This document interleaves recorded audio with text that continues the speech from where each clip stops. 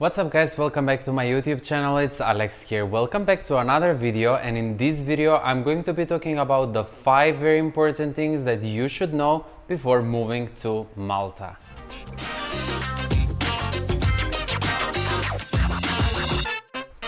Okay guys, so if this is your first time on my channel, hi there, my name is Alex and I do YouTube videos about Malta. Everything living in Malta, working in Malta, or just giving out the latest updates of everything that is going on over here on the island. If this is something that you might be interested in, please make sure to click the subscribe button down below. Okay, so without any further ado, let's just get into the very interesting 5 topics that I'm going to be talking about before you even consider moving over here in Malta. The first very important thing that I would like to talk about is the accommodation. Many people are always asking me, is it easy to find an accommodation over here in Malta? And the answer is yes. It's funny to hear that even people are starting to find an accommodation online before their arrival over here in Malta. I'm gonna tell you like this. Yes, 100% you can do it, but pay attention. I would suggest you to go directly through the real estate agencies. Why? Because there are even scammers out there that are actually trying to make a profit out of you by telling you that you need to pay a hefty amount of deposit, and once you're over here in Malta, you're never gonna see those people again.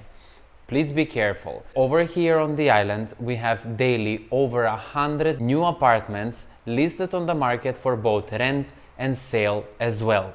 The next important thing, which is also easy to be found, is a job opportunity. Many people are asking me whether it's easy to find a job opportunity over here in Malta, or before their arrival they should start looking for something online. 99% it's way more easier when you are over here. Why? Because you are actually on spot and people can set a meeting straight away, an interview. However, there are several countries that it's better if you apply online. When it comes to the South Asian countries, because I know I have a lot of people who are actually from South Asian countries watching my videos, for you guys, I would highly suggest for you to be over here in Malta already, because it will be easier for you to grab the attention of your employer. Why? Because when they see that you are abroad, they will say, okay, this person is already far away from here. This person needs to come over here in Malta. We need to do an interview, and it's a question mark whether you're going to be successful on that interview or no. If you are, your employer needs to apply for your work visa, which sometimes takes between 4 up to 10 weeks. It all depends. On the same note, what are the job opportunities which are very easy to be found? Extremely easy is to find in the hospitality sector, especially in food and beverage. Waiters, waitresses and barmaids are always looked for. So many bars, so many restaurants are all around the island, so many new hotels are opening up, boutique hotels, literally everything. Aside of this, the health sector is always trying to scoop up new people. And the last one, as always, is the online gaming industry. And this in reality is one of the sectors that has the most attractive salary packages for newcomers. The third important thing, which is connected with your job opportunities, it's about you saving up money, cutting costs and spending your money wisely. When I talk about this, I would like to give you several interesting things.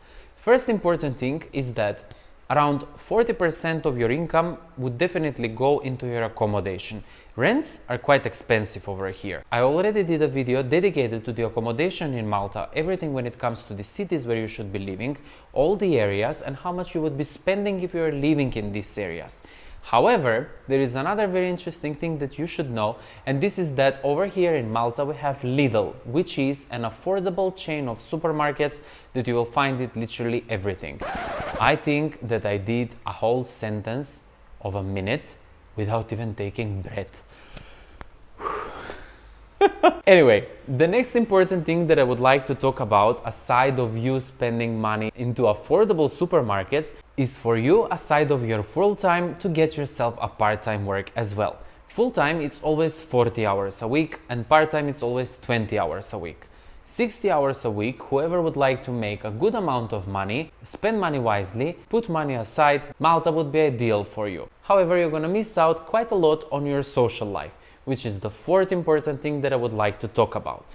I'm gonna connect the social life over here with the question that I'm always getting asked for, and this is whether the locals are ready and accepting for newcomers and foreign people. 100% yes. And I'm gonna tell you an interesting thing. Why? Because many local people are actually having businesses run by foreign people. What else do they have? They have apartments for rent. To whom? To foreign people. So they're making money, they're making profit, and they're happy to have new people coming. 100% you will find those that they're always against foreign people and xenophobia and all of these things which I'm hearing here and there. Never to me, thanks God. But nevertheless, I think in every country where there are foreign people, you'll find things like this. But this is another topic. We are talking about positive and interesting things here. A part of all of this, something very important that you should know is that Malta is a very international environment. 100,000 out of 500,000 people are actually non-Maltese. People from all over the world. And for me, that's one of the best things that I love over here in Malta. A part of the sea, the beach, the good food, the good nightlife, the good social life. Anyway, living in an international environment, it's so beautiful because you always meet people from everywhere. You always learn about countries, you always learn about people. For me, I don't know, I love meeting new people, and that's why even I'm so happy with this YouTube channel, because I'm meeting people from everywhere. And honestly, I'm even so full of excitement when I meet you guys over here in Malta, and when you stop me on the street and you're like, hey, Alex from YouTube.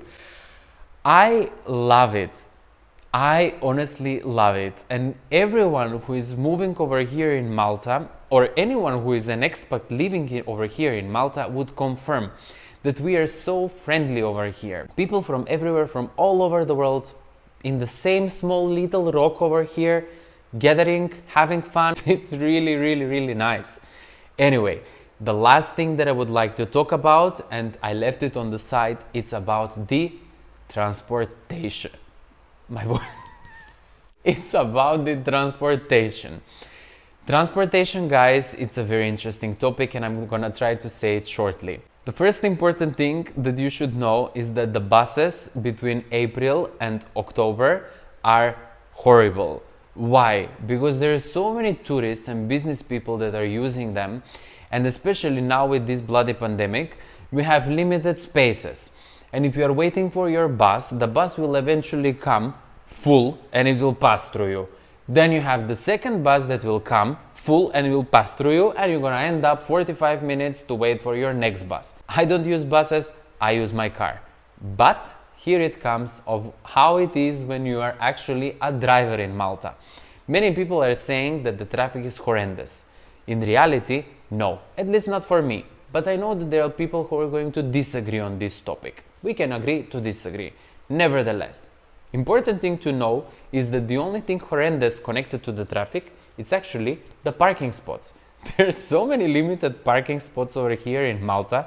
It's so funny. Sometimes you can find a parking like this, sometimes you can find a parking like this. Meaning you're ending up 15 minutes to find the parking over here.